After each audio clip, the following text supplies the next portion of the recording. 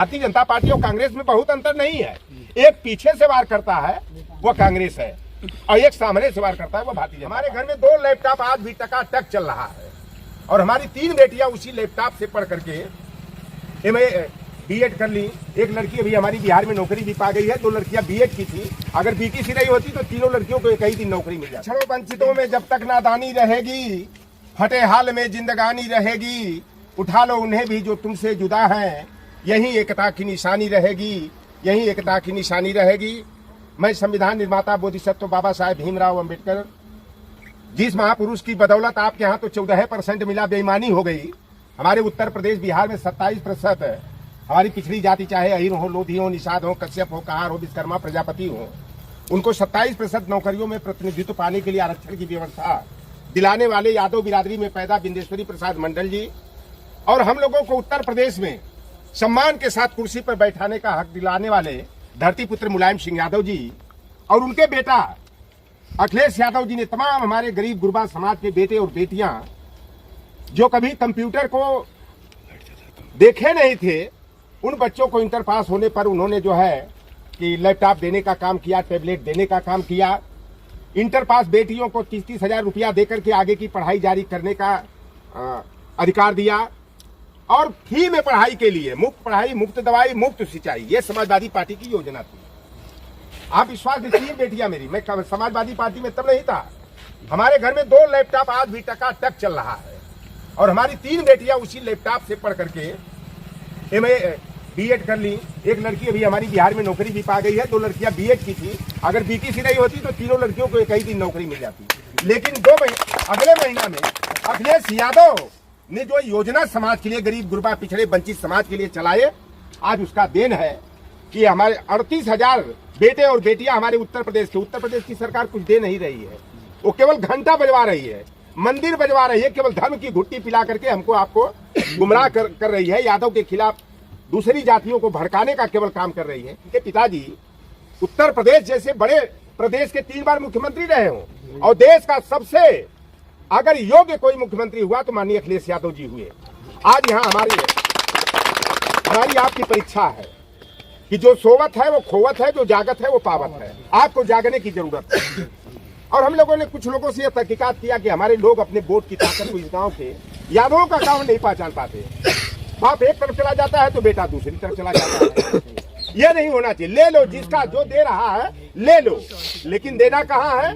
जब बटन दबाने जाना है तो साइकिल वाली बटन दबाना है।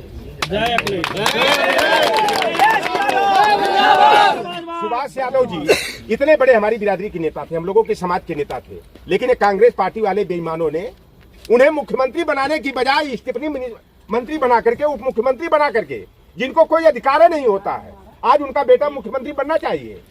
क्या नाम है? अजय यादव, अरुण यादव सबसे बड़े जो है मुख्यमंत्री पद के यहाँ दावेदार थे, लेकिन वह रिफ्यूजी को मुख्यमंत्री बना दिया गया जब कांग्रेस की सरकार बनी थी।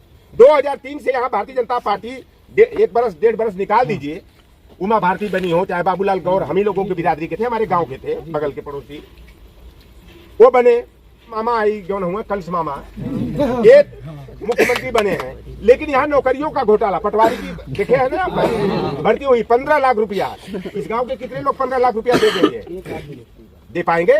जितनी भर्तियां हुई यहाँ पर सब में पैसा 10 लाख, 20 लाख, 15 लाख, 25 लाख, व्यापम का जबरदस्त घोटाला हुआ। लेकिन आज जरूरत है कि आपको हमको अपने बच्चों के भविष्य को संवारने के लिए आज यह अखिलेश जी के सम्मान का भी सवाल है, या यदुकुल के सम्मान का सवाल है। यहाँ पर हमको एकजुट होकर के और यादव भाइयों का विशेष फर्ज बनता है कि चाहे बगल में आपके लोधी हो, चाहे कश्यप हो, सोंधिया हो, मल्लाह हो, केवट हो, चाहे प्रजापति हो, विश्वकर्मा हो, साहू, गुप्ता हो, सारे लोगों को आप लोगों को समझा कर बुझा करके, क्योंकि बड़े भाई आप लोगों को, अब आप लोगों को साइकिल वाली बटन 17 तारीख को दबाने के लिए सबके मन और विचार को बदलने की जरूरत है। नहीं तो ये जानते आबादी हम लोगों की 50.09% आबादी है मध्य प्रदेश में। आदरणीय अध्यक्ष जी, एसटी की आबादी 22% है, जनजाति जिसको कहते हैं।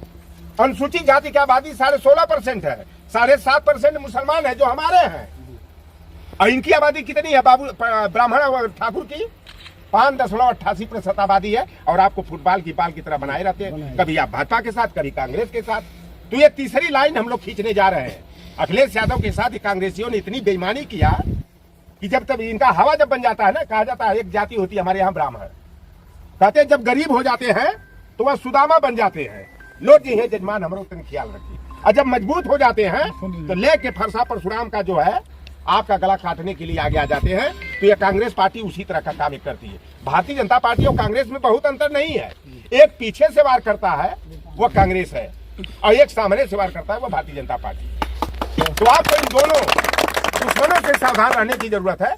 और लोकसभा का चुनाव होगा तो बड़े दुश्मन को मारने के लिए छोटे दुश्मन से संभव हो सकेगा तो हाथ मिलाया जाएगा। कहा जाता है यही ना कि बड़ दुश्मन से हमारा खातिर छोटे दुश्मन से हाथ मिलाना होता है। तो आप सभी से निवेदन है कि आएंगे कि बढ़िया से चौपाल यहाँ लगे और बढ़िया सा और समाज की जानकारी आपको हम दे, अध्यक्ष जी हमारे दे।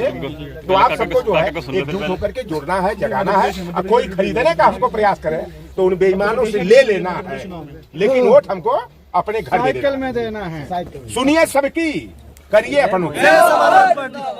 और देखिए हमारे उत्तर प्रदेश में तो यादव बिरादरी की लाठी डंडा लेकर जब जरूरत होता है अपने छोटे भाइयों के संरक्षण के लिए चल पड़ता है। हम लोगों को कष्ट होता है कि यहाँ भी बहुत बड़ी आबादी आपकी जरूरत है। आज ये हमारा भाई हम 5 साल से हम पहले जानते थे कि उत्तर प्रदेश का रहने वाला, झांसी हो जी ललितपुर का कहीं है। लेकिन अखिलेश यादव जी ने एक जिम्मेदारी दिया आप लोगों को जोड़ने जगाने के लिए। यदुवेंद्र यादव हैं हमारे छोटे भाई है कि यहाँ का जिला अध्यक्ष बनाए हैं। कहा जाता है ना कि जिस नेता के पीछे उसकी जाति की भीड़ होती है वह नेता मजबूत होता है, और जिस समाज का नेता मजबूत होता है आपकी लड़ाई आसान हो जाती है। होती है कि नहीं? तो आपको नेता किसी को बनाना होगा ना। गांव का मुखिया अपने बनाएंगे, प्रधान बनाएंगे, चाहे जिला पंचायत सदस्य बनाएंगे, तभी तो आपको राशन कार्ड का मामला हो, गली गुच्चे का मामला हो, पानी की व्यवस्था करना हो। ये व्यवस्था कौन करता है? जब आपका रहेगा तभी ना। जब आपका नहीं रहेगा तो दूसरा क्या करेगा? वोट लेके आएगा आपकी बस्ती में, फिर झांकने नहीं आएगा, गिल बनेगा कि गोबर मांग रहा है। यादव के गांव में जाके गोबर मांग रहा है। तो अपने बीच के किसी व्यक्ति को, अपने बराबरी के, जिसके साथ आप एक साथ खाट पर चौकी पर बैठ सके, पहले उनको जो है मजबूत करके आगे बढ़ाने की जरूरत है। उनको धक्का दे करके आगे करने की जरूरत है। तो फूल वही चुन पाते हैं जो कांटों से टकराते हैं। अधिकार न मांगे मिलता है, अधिकार तो छीने जाते हैं। और अधिकार छीनने के लिए आपको राजनीति में अपनी पहचान बनानी होगी। अपने विधायक, सांसद, पार्षद आदि जो है उनको बनाना पड़ेगा, तभी आपकी आवाज मजबूत होगी। और नहीं तो वही नालायक की तरह हम लोग ना दरकिनार किए जाते रहेंगे, लोग अपमानित करते रहेंगे।